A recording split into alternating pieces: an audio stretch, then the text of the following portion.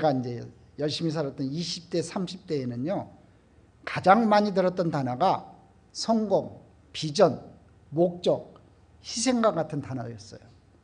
근데 요즘 젊은이들은 더 이상 그런 단어를 좋아하지 않는다고 합니다. 요즘 우리 젊은이들에게는 소확행, 소확행이 뭔지 아세요, 여러분? 소소하지만 확실한 행복을 찾는, 그게 소확행이라는 단어라고 합니다. 이 소확행이라는 말이 가장 와닿는 말일 것 같습니다. 소확행을 찾는 이 시대에 오늘 제가 이 성공에 대한 이야기, 풍성함에 대한 이야기를 하는 것은 어쩌면 시대착오적인 설교가 아닐까라고 생각할지도 모르겠습니다. 그럼에도 불구하고 그렇게 진부하고 세속적으로 느껴지는 성공이란 말을 끄집어낸 이유는 성공에 대한 새로운 개념 정리가 필요하다는 생각이 들었기 때문에 그렇습니다.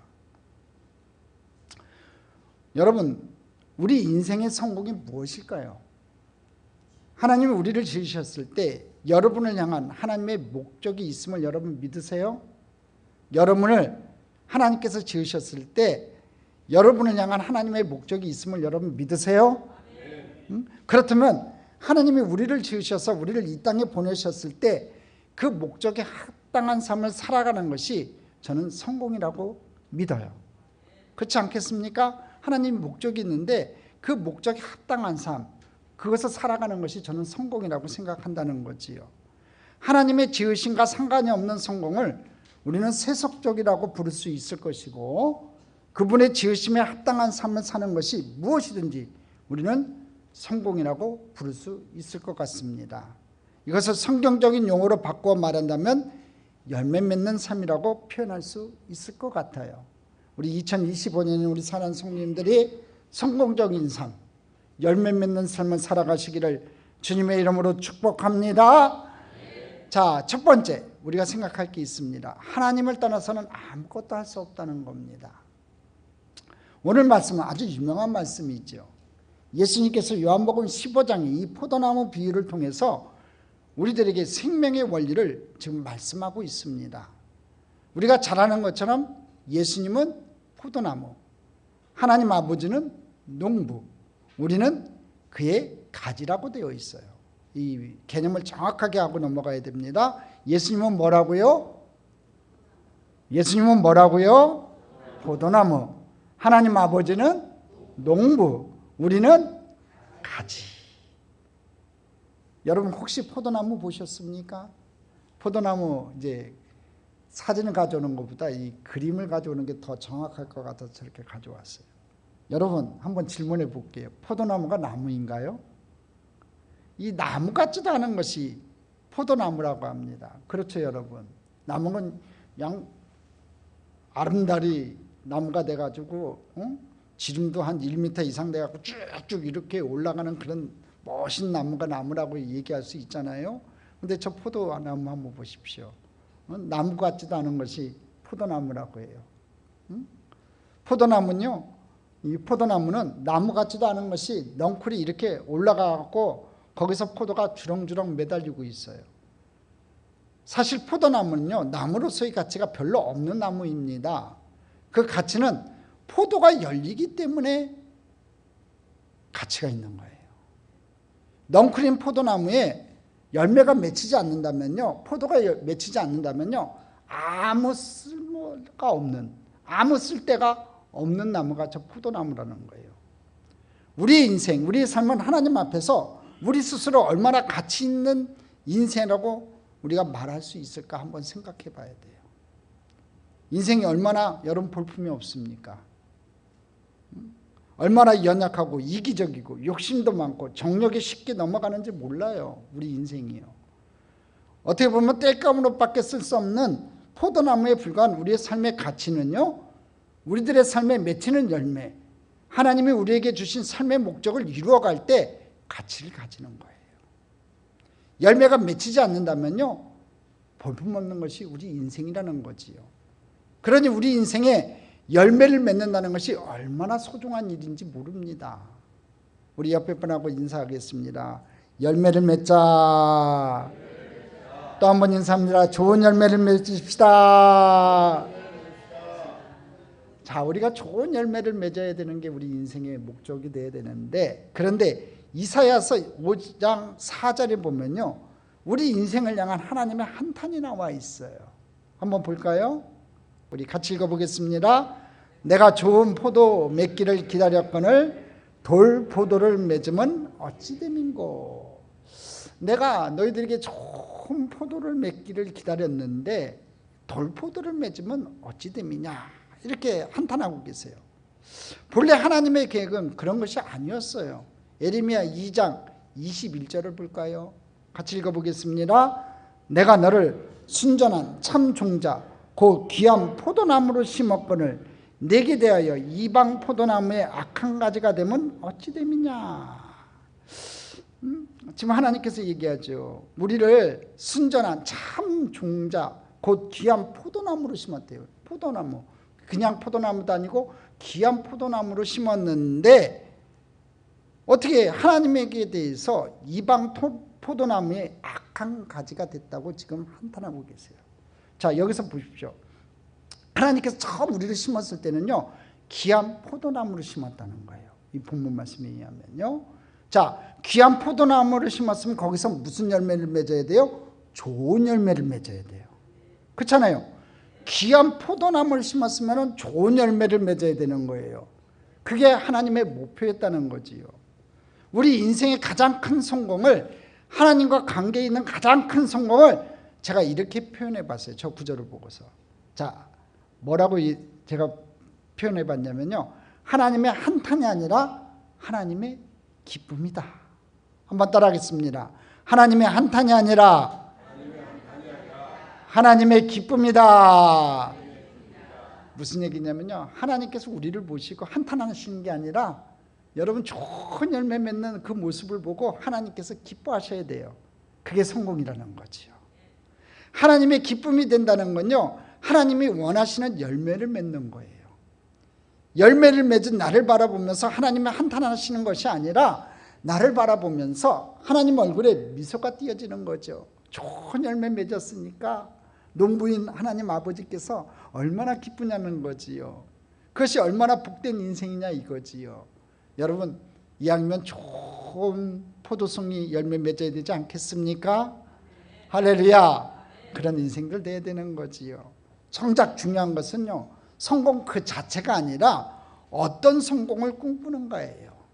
우리는 성공하는데 그게 중요한 게 아니라 어떤 성공을 꿈꾸는가, 그것을 이루기 위해서 우리가 노력하는가, 그걸 찾아봐야 된다는 거지요. 우리가 말하는 성공이란 어떤 것인지를 생각해 볼 필요가 있다는 겁니다. 우리 인생의 성공이란 내가 원하는 것이 이루어지는 것이 아니라, 우리 신앙인들에게 성공이란요, 하나님과 함께 동행하면서 하나님이 원하시는 삶을 사는 거예요. 그러면 가진 우리의 임무는 도대체 무엇일까요, 여러분? 열매 맺는 것이라고 우리가 착각할 수 있다는 겁니다. 여러분, 가지의 임무는요, 열매를 맺는 게 아니에요. 가지는요, 포도나무에 붙어 있는 거예요. 명심하셔야 돼요. 가지의 임무는요, 열매를 맺는 게 아니라고요. 가지는 포도나무에 붙어 있는 거예요. 열매는 포도나무에 붙어 있는 가지의 부산물이지, 가지가 열매를 맺는 것이 목적이 아니라는 말씀이에요. 우리가 이렇게 착각하고 사는 거지요. 하나님, 내 인생에서 내가 이것을 이루고 싶습니다. 이것이 내 열매입니다. 이 열매를 목적으로 살아가는 것이 인생이 아니라, 내가 하나님 안에 붙어 있어서 하나님이 우리 인생을 바라보며 미소 지을 수 있는 기쁨이 되는 인생을 살아갈 때 그때 맺혀지는 열매, 그것을 오늘 우리들이 이야기하는 풍성한 삶의 원리라고 말할 수 있다는 거지요. 오늘 말씀이 아주 중요한 이유입니다. 아마도 열매라는 말과 성공이라는 말을 비슷한 의미로 우리에게 다가올 거예요. 그런데 만일 우리가 열매 맺는 것을 성공으로 생각하고 살아간다면요, 아주 중요한 사실을 잃게 돼요. 그게 뭔지 아세요? 나무에 붙어있지 않고 아는 가지는요, 절대로 하나님이 원하시는 열매를 맺지 못한다는 사실입니다. 성경은 하나님과 관계없는 노력을 성공이라고 말하지 않아요. 우리가 어떤 가지냐에 따라서 어떤 열매를 맺기 때문에 그래요. 우리가 포도나무와 연결된 가지라면요, 포도나무에서 나오는 열매를 맺겠지만 우리 가지가 포도나무와 연결이 되어 있지 않고 다른 나무와 붙어 있다면요, 죽거나 다른 열매를 맺게 된다는 거지요. 우리 사랑하는 성도 여러분, 저와 여러분이 하나님께 붙어 있는 가지로서 당연히 좋은 열매를 맺어야 되는 거예요. 붙어 있기만 한다면. 그러니까 오늘 이 시간 저와 여러분이 하나님께 붙어 있는 귀한 가지가 되기를 주님의 이름으로 축복합니다. 두 번째, 성공과 풍성한 삶의 원리를 좀 살펴보겠습니다. 성공과 풍성한 삶의 세 가지 원리를 여러분과 함께 나눠보고자 합니다. 첫 번째 원리가 뭐냐면요, 가지는 나무에 붙어 있어야 된다는 거예요. 한번 따라하겠습니다. 가지는 나무에 붙어 있어야 한다. 오늘 본문 말씀 가운데 아주 중요한 성공의 원리가 나와 있어요. 요한복음 15장 5절 말씀 보겠습니다. 같이 읽겠습니다. 나는 포도나무요 너희는 가지라. 그가 내 안에 내가 그 안에 거하면 사람이 열매를 많이 맺나니 나를 떠나서는 너희가 아무것도 할 수 없습니다. 자, 뭐라고 되어 있습니까? 나는 포도나무요 너희는 가지라. 나를 떠나서는 너희가 아무것도 할 수 없다고 얘기해요. 여기서 굉장히 중요한 원리가 나오지요. 나를 떠나서는 너희가 아무것도 할 수 없다. 왜? 하나님이 포도나무 되시고 예수님 포도나무 되시고 우리는 가지기 때문에 예수님을 떠나서는 우리가 아무것도 할 수가 없는 거예요. 너는 내 안에 붙어 있어야 된다, 이 얘기겠지요. 그런데 한번 이런 물음을 여러분에게 던져볼게요. 여러분, 우리들이 하나님과 함께 붙어 있어서 이 세상을 살아가는 게 쉬워요, 어려워요? 한번 물어볼게요. 솔직하게. 딱 하나님과 붙어 있어가지고 이 세상을 살아가는 게 쉬워요, 어려워요? 하나님 말씀대로 살아가는 게, 다시 제가 쉽게 여러분 이해하기 쉽게 질문할게요. 여러분, 하나님 말씀대로 살아가는 게 쉬워요, 어려워요? 어려워요. 이 세상을 살아가는 우리들에게는요, 어쩌면 하나님과 관계없는 삶을 살아가는 것이 훨씬 쉬울 수가 있어요. 하나님과 함께 살아가는 것은요, 이 세상에서 쉬운 일이 절대로 아니에요. 때때로 고난이기도 해요. 극심한 고난을 겪을 때도 있어요. 그래서 그것이 우리로 하여금 우리를 풍성하게 해준다고 하는 믿음이 없으면요, 우리들이 신앙생활에서 승리할 수 없다는 거예요. 그 믿음이 없으면 하나님과 함께 한다는 것이 내게 풍성한 은혜를 베풀어 주시고 내 인생 가운데 좋은 일을 베풀어 주신다는 그런 믿음이 없다면 신앙생활에서 우리가 승리할 수 없다는 거지요. 혹시 여러분 춘화현상에 대해서 들어보신 적 있어요? 춘화현상. 자, 호주 시드니의 한 교민이요, 이제 호주에 오래 살다 보니까 고향에 한국에 있었을 때 개나리 폈던 것이 생각이 나가지고, 노란 개나리 꽃이 생각이 나가지고 원래 이 개나리 나무 가지를 가지고 여러분 호주에 들어갔대요. 원래 이게 걸리면 크게 걸립니다. 근데 조심해갖고 몰래 가지고 들어간 거지요. 성공을 해가지고 자신의 집 마당에 딱 개나리 나무를 심었대요.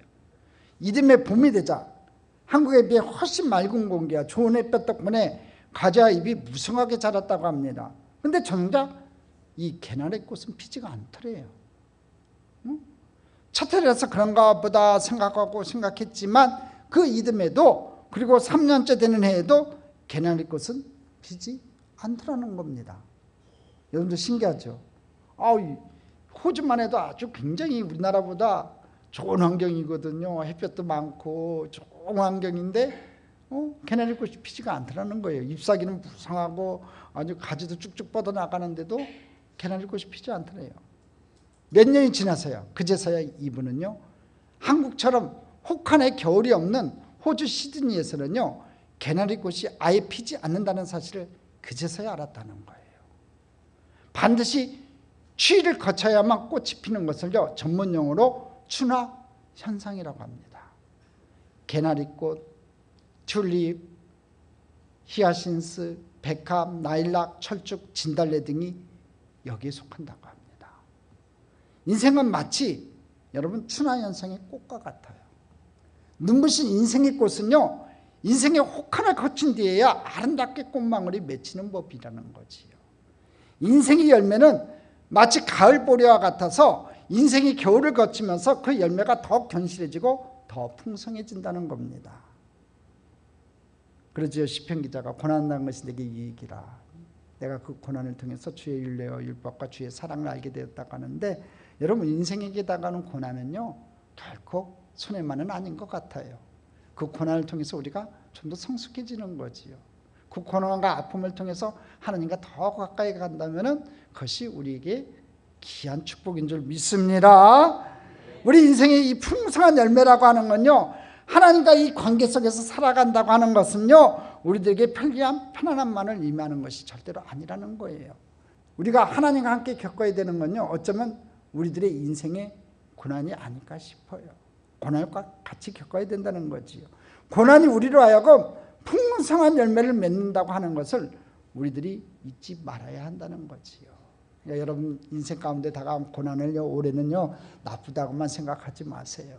그 고난을 통해서 여러분 인생 가운데 풍성한 열매를 맺게 하실 줄 믿습니다. 자, 근데 우리 본문에서 왜 예수님은 우리 인생의 성공을 위해, 아니 열매 맺는 삶을 위해서 하나님 아버지와의 관계를 지금 말씀하고 계실까요? 진정한 성공이 아버지와 연결되어 있어가지고 생명력을 가지는 것이라는 것을 모르는 사람들은요, 자신의 가지에서 생명력을 만들어서 내기 위해서 무척 자신의 노력을 한다는 거예요. 근데요, 결론적으로 옳은 열매를 절대로 맺을 수가 없다는 겁니다. 우리가 이야기하는 성공은요, 우리 자신 속에 있는 욕망을 이루어내려고 하는 것이 아니라 하나님 아버지와 연결되어 있음으로 만들어지는 생명력 있는 열매를 이야기한다는 거지요. 그리고 우리는 그것을 성공이라고 정의한다는 거예요. 하나님은 당신의 자녀들이 성공하기를 원하시고 잘되기를 원하시고 소원을 들어주시기를 원하지만, 하나님의 뜻을 제대로 이해하지 못하는 무감각에 빠져가지고 우리의 소원이 하나님의 기대와는 너무나 달라가지고 여러분 은혜를 충만히 누리지 못하는데 우리에게 문제가 있다는 거지요. 저는 바라고 원합니다. 올 한해는 우리 신앙인들이요, 성공시대를 좀 열어갔으면 좋겠습니다. 하나님이 허락하시고 들어주시기를 원하시는 신앙인의 성공시대 말입니다.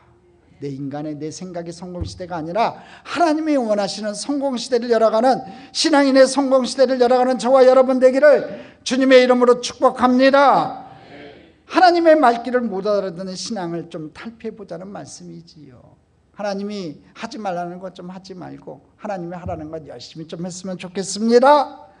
하나님은 당신의 자녀들이 풍성한 열매 맺기를 원하시는데, 풍성한 열매 맺는 비결이 무엇인지 우리가 확실하게 알아야 할 필요가 있다는 거지요.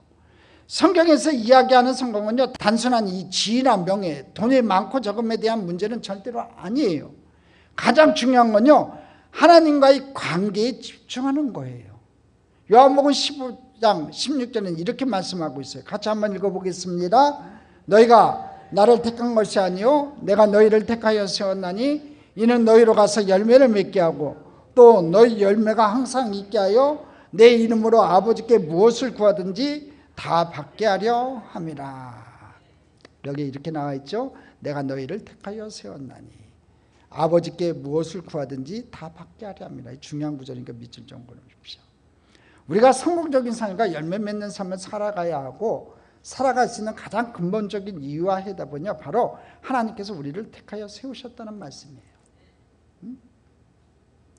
다시 한번 말씀드릴게요. 우리가 성공적인 삶과 열매 맺는 삶을 살아가야 하고 살아갈 수 있는 가장 근본적인 이유와 해답은요, 하나님께서 바로 저와 여러분을 택하여 세우셨다는 거예요. 할렐루야, 믿으세요? 그러니까 하나님께서 세우셨으니까 우리가 성공적인 삶과 열매 맺는 삶을 살아야 된다는 거지요. 열매가 맺히느냐 안 맺히느냐는요, 인간의 능력이 아니라 하나님의 신실하심에 달려있다는 거예요. 왜? 하나님께서 저와 여러분을 택하여 세우셨으니까 당연히 열매를 맺어야 되겠지요. 그렇죠? 하나님께서 저와 여러분을 택하여 세웠다고요. 오늘 성경에 보면은 내가 너희를 택하여 세웠나니 했으니까 하나님께서 택하여 세웠으니까 내가 원해서 세운 게 아니라 하나님께서 택해서 우리를 많은 사람 중에서 넌 내 거라 택하시고 우리를 세워놓으셨으니까 우리 인생 가운데 성공적인 삶도 이루어져야 되고 열매 맺는 삶도 이루어져야 돼요. 할렐루야. 자, 어떤 경우에 하나님 말씀대로 살고 내가 하나님 앞에 딱 붙어있는 가지가 됐을 때 그렇다는 거지요. 근데 하나님께서 택하여 세웠으니까 이 열매가 맺히느냐 안 맺히느냐는요 우리 능력이 아니에요. 내 힘으로 되는 게 아니라니까요. 내 인생에서 맺히는 열매이고 내 인생의 성공이지만 그것을 이루시는 분은 하나님이시라는 거죠. 왜? 하나님께서 택해서 세우셨으니까. 우리 하나님의 신실하심에 달려있다는 거예요. 하나님이 이루셔야 된다는 거지요. 왜? 하나님께서 우리를 선택해 주셨다는 거예요. 책임져 주신다는 거지요. 아주 신실하게 책임져 주신다는 겁니다. 그러니까 하나님 앞에 올해 하나님 앞에 그렇게 기도하세요. 하나님, 나 택해서 하나님 자녀 삼으셨잖아요. 그러니까 내 인생에 좀 좋은 열매 좀 맺히게 해주시고 또 내 인생에 올해는 좀 성공적인 삶을 살게 하여 주옵소서. 그렇게 기도하는 저와 여러분 됐으면 좋겠습니다. 우리가 얻으려 가는 열매는요, 근데 중요한 게 내 뜻대로 구하는 열매가 아니라 아버지 이름으로 무엇을 구하든지라는 말에 여러분 주목해야 돼요. 보십시오. 16절에 내 이름으로 아버지께 무엇을 구하든지 다 받게 하려 합니다 그랬어요.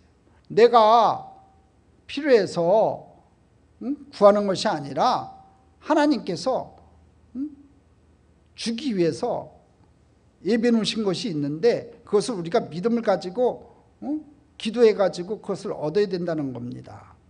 여러분, 하나님의 이름으로, 예수님의 이름으로 진정으로 우리가 아버지께 무엇을 구하든지 올 한 해는 여러분이 다 받는 귀한 축복의 한 해가 되기를 주님의 이름으로 축복합니다. 그렇기 때문에 우리 임무는 뭔지 아세요? 기도하는 마음으로 하나님의 말씀을 소중히 간직해 갖고 열매 맺는 장소를 마음에 마련하는 거예요. 여러분 마음밭이 옥토밭이 돼야 된다는 거. 올해는요 진짜 하나님, 내가 진짜 하나님 말씀 따라 살기를 원합니다. 내 계획과 내 생각이 아니라 하나님 말씀 따라 살기를 원합니다. 그런 마음밭을 만들어 가야 돼요. 오늘 좀 그 마음밭을 좀 기경하는 귀한 날이 됐으면 좋겠습니다. 그래야지 하나님께서 여러분 마음밭에 무엇을 심든지 간에 30배, 60배, 100배를 거두는 축복의 귀한 백성으로 삼아주실 줄 믿습니다. 우리 인생에서 성공의 열쇠는요, 우리 능력의 근원이 무엇인지 분명히 알아야 한다는 거지요.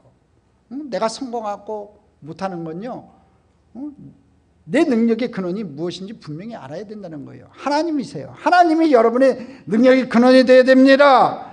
오늘 본문에서 가장 중요한 말씀은 이렇게 시작하는 구절입니다. 15장 5절이에요. 같이 읽어보겠습니다. 나는 포도나무요 너희는 가지라. 여러분, 나는 포도나무, 예수님께서 나는 포도나무로 했고 너희는 가지라고 했어요. 이거 정확하게 기억하셔야 돼요. 같이 읽어보겠습니다. 그가 내 안에, 내가 그 안에 거하면 사람이 열매를 많이 맺나니 나를 떠나서는 너희가 아무것도 할 수 없습니다. 아주 중요한 구절이에요. 오늘 좀 꼭 집에 가서 암송하세요. 나는 포도나무요. 예수님께서 나는 포도나무로 했고 너희는 가지라고 했어요. 우리는 가지일 뿐이에요. 근데 그가 내 안에, 내가 그 안에 거하면 사람이 열매를 많이 맺을 수 있다고 했어요. 그러니까 올 한 해는 예수님 안에 거해야 돼요. 예수님 말씀 안에 거해야 돼요. 그럴 때 우리 인생 가운데 많은 열매를 맺게 된다는 거지요. 근데 나를 떠나서는 너희가 아무것도 할 수 없대요. 올 한 해 여러분 예수님 한번 떠나가 보십시오. 여러분 마음대로 살아가 보십시오. 여러분 인생에는 아무 열매도 맺힐 수가 없어요. 오늘 꼭 명심하시고 진정으로 예수님 안에 거하는 저와 여러분 되기를 주님의 이름으로 축복합니다. 열매 맺는 삶의 원리는요, 우리 때문이 아니라는 거죠. 나는 포도나무요라고 시작하는 데 있다는 거예요.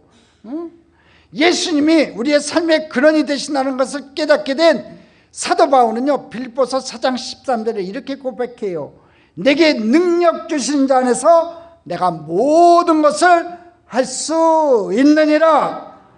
할렐루야. 이 바울의 고백이 오늘 저와 여러분의 고백이 됐으면 좋겠습니다. 올 한 해 동안 내게 능력 주시는 자 안에서, 예수 그리스도 안에서 내가 모든 것을 할 수 있습니다. 할렐루야. 중국의 위대한 선교사 허드슨 테일러는요 이런 말을 했어요. 많은 그리스도인들은 자기 자신의 자원에 비추어 난관을 측정하며 그렇기 때문에 시도조차 하지 않고 항상 실패로 끝나버린다는 거예요. 그러나 모든 위인들은, 신앙의 위인들은 그들과 함께 하시는 하나님의 능력과 그분의 임재하심에 의지함으로써 하나님을 위한 놀라운 사역을 해낸 연약한 사람들이었다는 거예요. 그래요, 여러분. 하나님의 일은요, 우리의 힘과 능력을 하는 것이 아니라 내가 가지고 안 가지고의 문제가 아니라는 거지요. 하나님의 일은요, 진짜 하나님께 얼만큼 의지하고 있고 내가 그분께 의탁하고 있느냐에 따라서 인생이 달라진다는 거예요. 우리들의 삶의 진정한 근원이 어디에서부터 나오는지를 아는 것은 그래서 실로 중요하다는 거예요. 올 한 해는요, 여러분의 진정한 근원이 예수님이 되기를 간절히 축원합니다. 우리가 잘 아는 다윗은요, 외적으로 보잘것없는 사람이었어요. 저 골리앗 앞에 섰을 때 어린 추리통이었던 아무것도 아니었습니다. 특별히 사무엘이 이새의 자녀 중에 하나에게 기름을 부으려고 갔을 때요, 다윗은 아예 그 대상에서 제외됐던 사람이었어요. 다윗이 골리앗을 죽이려고 전쟁에 나갔을 때요, 사울의 하세했던 갑옷이요, 몸에 맞지 않는 그런 사람이었어요.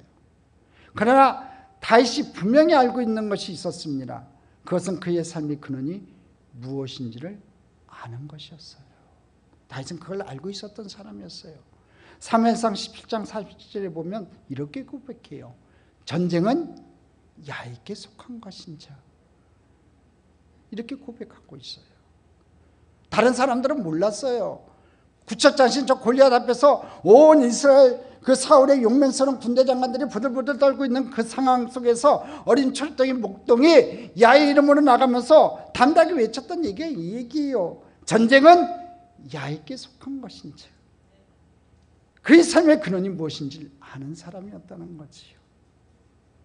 다윗의 삶의 열매와 성공이 확실한 근원에서 나오고 있었다는 말씀이에요, 여러분. 우리가 올 한 해를 시작하면서 분명히 해야 할 것이 있어요. 우리 삶의 근원을 어디에 두느냐는 겁니다. 무슨 해, 무슨 띠, 사주관상, 별자리 그런 게 문제가 아니라 우리가 지금 예수 안에 거하느냐가 성공의 열쇠라는 거예요. 여러분, 신년초가 되면은 전부로 많이들 다닙니다. 절대로 그러지 마세요. 하나님 싫어하십니다. 두 주인을 섬기는 거예요, 여러분. 왜 전부로 다닙니까? 예수 믿는 사람이요. 진짜 예수 믿는 사람은요, 점도 안 나와요. 근데 이 사기꾼한테 속아가지고 가니까 이 점쟁이들도 사기꾼들이 많거든요. 그러니까 뭐 돈 벌려고 좋은 얘기 막 풀어줘요. 여러분, 그 거짓말쟁이에요. 진짜 예수 믿는 하나님의 영에 사로잡힌 자는요, 점도 안 나오는 거예요. 여러분, 사주관상에 무슨 소용이 있어요? 여러분 인생은요, 이미 하나님 앞에 들어간 사람이에요. 예수가 내 안에, 내가 예수 안에 있는 사람인데, 여러분 세상 것에 여러분 휩싸이지 마세요. 무슨 띠, 무슨 상관이에요? 무슨 해, 무슨 상관이냐고요. 아무것도 필요 없어요. 오늘 여러분의 능력의 근원, 삶의 근원을 예수님께 두는 저와 여러분 되기를 주님의 이름으로 축복합니다. 그럴 때 여러분 성공하는 인생이 될 것이고, 여러분이 풍성한 삶의 열매를 맺는 축복의 귀한 백성들이 다 될 줄 믿습니다. 성공과 풍성한 삶의 원리 두 번째는 뭐냐면요, 포도나무 가지는 하나님 관심 속에 있다는 거예요.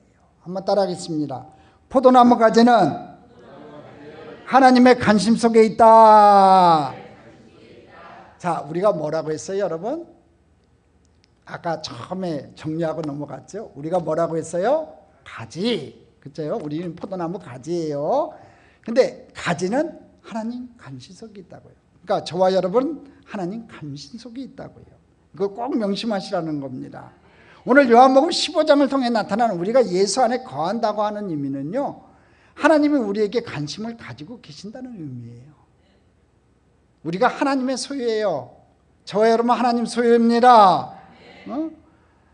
마귀 소유가 아니에요. 하나님 소유라고요. 예수님이 근원이라면 하나님 아버지는 포도나무 농부이시기 때문에 포도나무를 언제나 보살피신다는 사실이라는 거죠. 농부가 나무를 보살피듯이 우리를 보살핀다는 거예요. 하나님이 포도나무 농부라고 하는 사실에 여러분 주목해야 된다는 겁니다. 다시 말하면 포도나무에 관한 한 농부가 전문가이듯이 하나님은 우리 삶에 관한 한 전문가세요. 다 알고 계세요. 자, 전문가이신 하나님이 우리 삶에 개입하셔서 우리에게 관심을 가지신다는 사실은 참으로 굉장한 일입니다. 생각해 보세요. 하나님이 나에게 관심 갖고 계시다니까요. 할렐루야. 목사님만 관심만 가져도 좋아하잖아요. 근데 여러분, 하나님이 여러분 관심 갖고 계시다니까. 한 분 한 분을 보시면서 하나님 관심 갖고 보시는 거예요. 응? 자, 우리 한번 생각해 봅시다. 어떤 사물을 볼 때요, 주인의식을 가지고 있는 사람과요, 그렇지 않은 사람과의 차이를 좀 한번 보자는 거지요. 여러분들이 교회 나올 때 어떤 옷을 입을까, 혹은 내가 다른 사람에게 어떻게 보일까 고민을 하고 왔을지 모르지만, 다른 사람들은요, 여러분들에게 그렇게 관심 갖지 않아요. 무슨 옷을 입었는지 그렇게 중요하게 여기지 않아요. 근데 우리가 주일날 나올 때 깨끗하게 정갈하게 입고 나오면 되는 거지요. 뭐 화려한 옷 입고 나올 필요 없는 거예요. 응?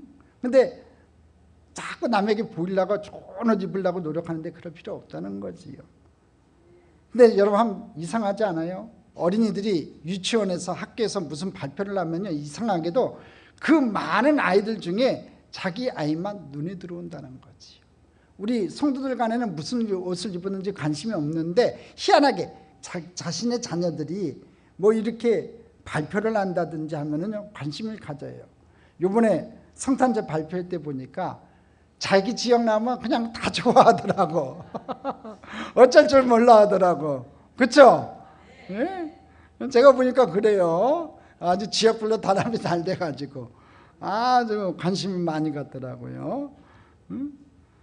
그리고 아이들 뭐 발표할 때 가보면요, 그 많은 아이들 중에서 자기 아이가 눈에 쏙 들어오는 거예요. 그래갖고 아이가 나올 때마다 열심히 사진 찍어요. 여러분, 그런 경우들 많잖아요. 뭐 이제 손자녀들 이제 낳으신 분들은 이제 키워볼 때 유치원에 가면은, 또 어린이집에 가면은 발표회들 하잖아요.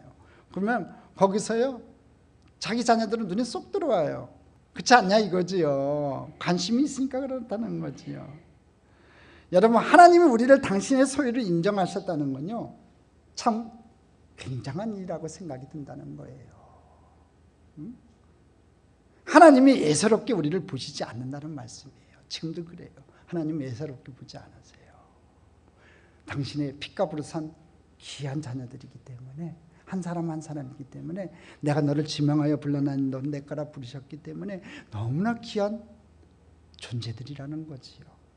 수많은 이 땅의 사람들 중에 우리가 유독 하나님의 눈에 띄는 사람이 되었다는 말씀이에요. 많고 많은 사람들이, 수많은 사람들이 있지만요, 우리들은요, 하나님께서 보시기에 어이구 내 새끼들 하고서 금세 눈에 띈다는 거지요. 그러므로 하나님은 이제 우리를 그냥 내버려 두시지 않으세요.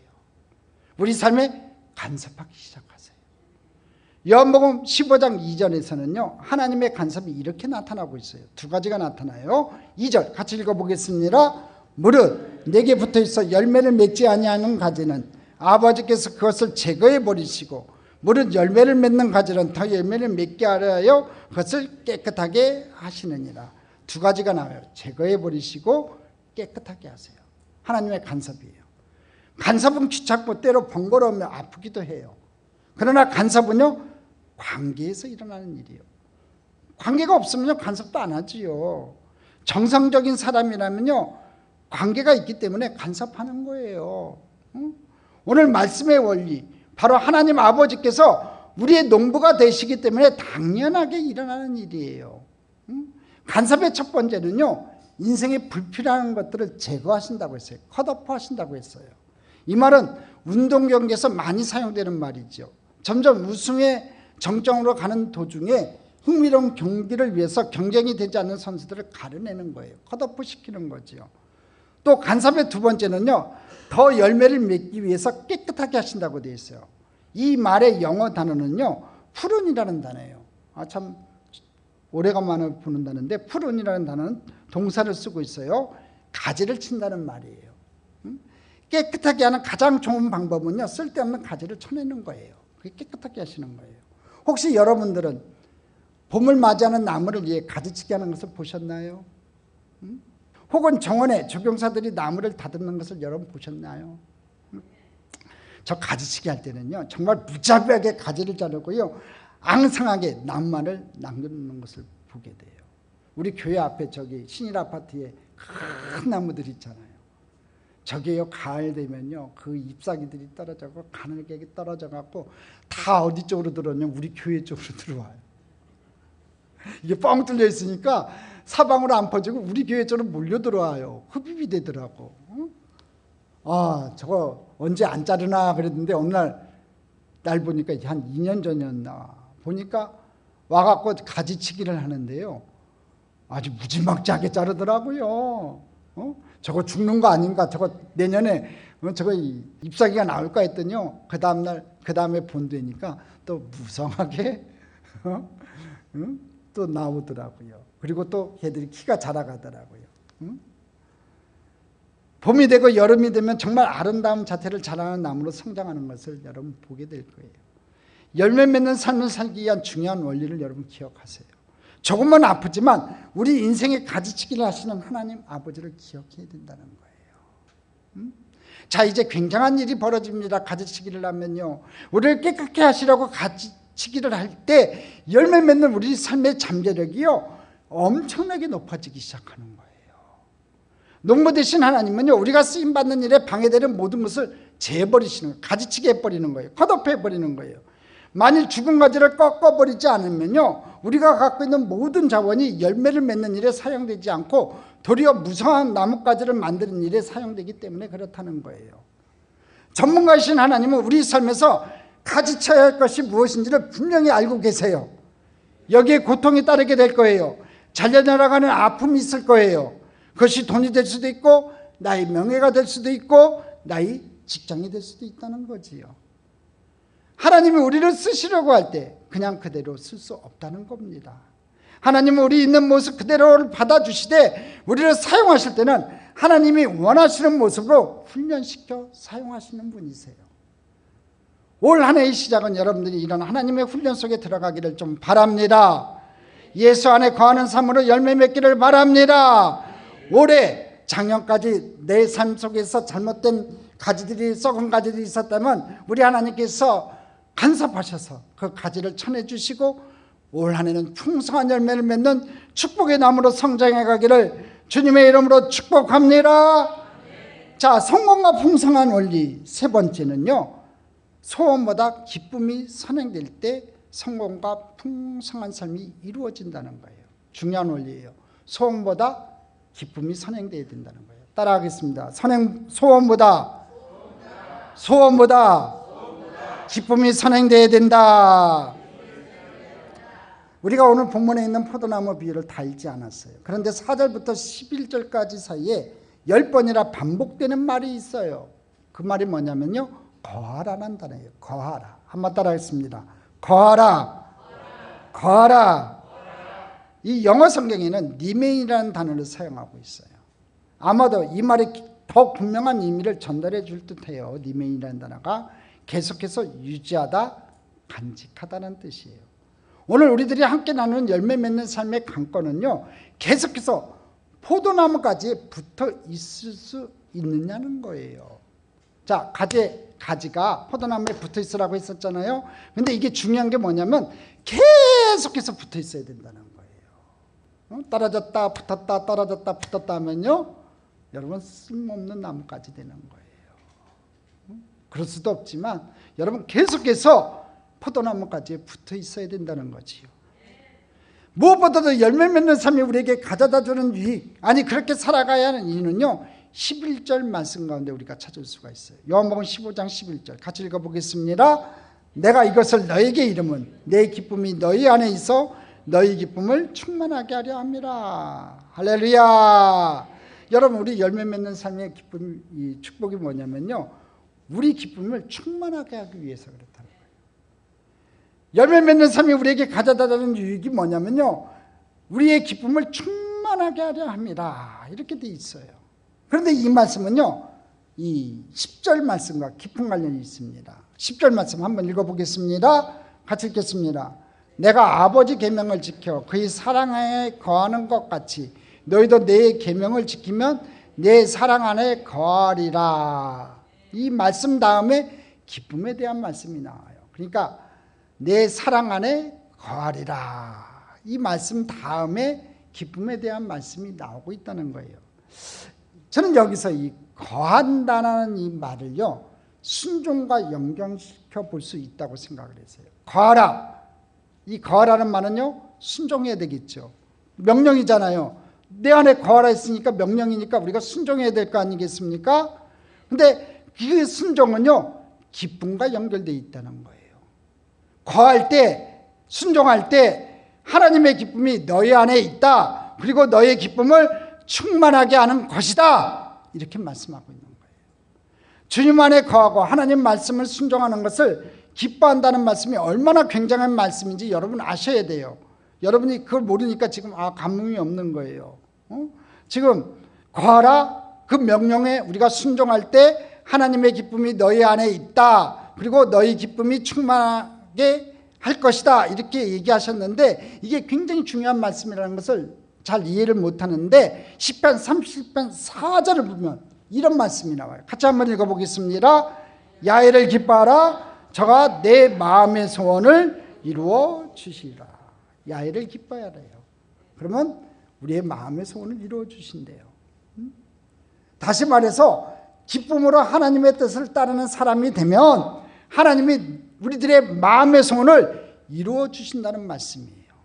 하나님을 기뻐하고 하나님이 우리 마음의 소원을 들으시기 시작하면요, 우리 성공이 시작되는 거예요. 마음의 소원이 이루어지는 게 성공 아니겠어요? 그렇죠? 오늘 여러분 마음의 소원이 뭐예요? 올해는 좀 재물의 복을 좀 많이 받기를 원하시는 분 많을 것 같아요. 그런 분만 아멘 하시기 바랍니다. 할렐루야. 건강을 원하시는 분 아멘 하시기 바랍니다. 자녀들이 잘 되는 걸 원하시는 분 아멘 하시기 바랍니다. 할렐루야. 저는 소원이 있습니다. 올해는 우리 지은이 지영이가 좋은 짝들 만났으면 좋겠습니다. 또 한 가지 소원이 있습니다. 우리 교회가 부흥했으면 좋겠습니다. 또 한 가지 소원이 있습니다. 여러분의 믿음이 좀 자라났으면 좋겠습니다. 자, 다 소원이 있어요. 사람마다 다 소원이 있다고. 근데 중요한 게 있어요. 기쁨은요, 소원보다 선행한다는 거예요. 이게 굉장히 중요해요. 기쁨은 소원보다 선행한다는 거지요. 만일 내가 하나님을 기뻐하면요, 하나님을 기뻐하는 것이 나의 소원하는 바를 좌우한다는 거예요. 붙잖아요. 하나님을 기뻐하라고 했잖아요. 그러면 내 마음의 소원을 이루어 주신다고 했으니까 여러분 기쁨이 먼저고 그 다음에 소원이라는 거예요. 근데 우리는 이 원칙을 너무나 자주 거꾸로 사용한다는 거죠. 잘못된 성공의 착각에서 시작돼요. 하나님이 나의 소원을 들어주셔야 하나님을 기뻐하시게 할 것이라는 거예요. 거꾸로라는 거예요, 여러분. 우리 거꾸로 생각한다는 거지요. 하나님이 나의 소원을 들어주시면 내가 하나님을 기뻐하는 삶을 살겠습니다. 이렇게 얘기하는데 아니라는 거예요.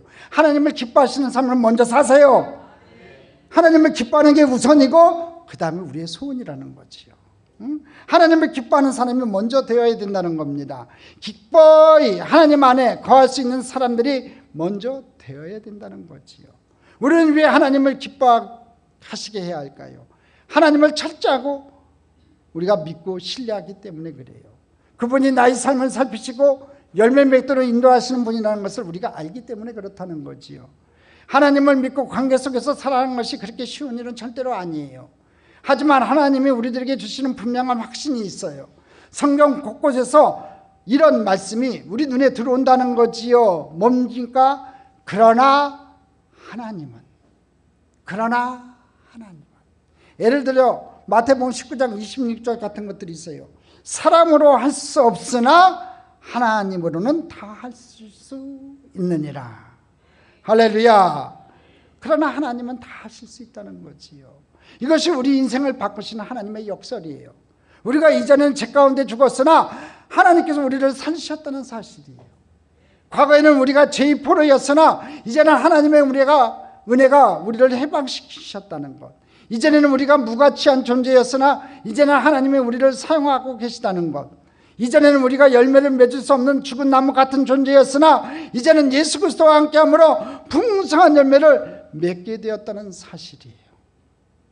우리가 하나님을 기뻐하시기 때문에 우리가 구하는 일이라면 무엇이든지 하나님이 들으실 것입니다. 저는 여러분에게 세상의 성공을 이야기하지 않습니다. 그러나 분명한 것은 세상의 성공이 우리 성공과 전혀 무관하다는 이야기가 아니에요. 우리 구하는 것이 무엇이든지 하나님을 기뻐하는 소원이라면 우리에게는 돈도 명예도 허락하실 것이라는 거예요. 이것은 신앙적인 성공이에요. 그러니까 제일 먼저 하나님을 기뻐하는 삶을 살아야 된다는 거지요. 그러나 만약 그러한 것들이 하나님이 여러분들 쓰시고자 할 때 방해가 되는 것이라면 하나님은 잘라버리신다는 거지요. 예수 안에 거하는 사람이 되는 것이 중요해요. 하나님을 기뻐하는 신앙이 되는 것이 중요하다는 겁니다. 하나님이 무엇을 기뻐하실지 생각하며 한 해를 우리가 시작합시다. 이제 분명해졌잖아요. 올 한 해는요, 하나님이 무엇을 기뻐하실지를 생각하면서 한 해를 좀 시작해보자고요. 뭘까요? 예배에 잘 참석하는 거예요. 열심을 갖고 기도하는 거예요. 하나님 말씀 열심히 보는 거예요. 여러분, 그것밖에 더 있겠어요? 신앙인이 예배에 열심히 참석하고 믿음 생활 열심히 하고 하나님 말씀 열심히 보고 열심히 순종하는 거 하나님이 기뻐하시는 일이라는 거지요. 그래서 생각해 보면서 한 해를 시작해야 된다는 거예요. 다른 거 생각할 거 없어요. 하나님이 도대체 나를 통해서 무엇을 기뻐하실까? 내가 무엇을 드리면 하나님 기뻐하실까? 쓸데없는 거 생각하지 마시고 여러분, 하나님을 기뻐하시는 일이 무엇인가 생각하는 저와 여러분 됐으면 좋겠습니다. 우리 하는 일들이 하나님과 함께하는 일을 하는데 무슨 관계가 있는지를 생각하고 여러분 시작해 봐야 된다는 거예요. 여러분 한번 생각해 봅시다. 열매 맺는 인생이 얼마나 신나는 인생일까요? 올 한 해 동안 여러분이 풍성한 열매를 맺는다면 얼마나 신나는 인생이 될 것 같아요. 여러분 열매 맺는 신앙인 됐으면 좋겠습니다. 포도송이가 주렁주렁 맺혔으면 좋겠습니다. 그래서 신나는 인생 살아봅시다. 2025년 새해는 예수님 안에 거함으로 열매 맺는 인생, 성공과 풍성한 삶을 사시기를 주님의 이름으로 축복합니다. 축복합니다. 축복합니다.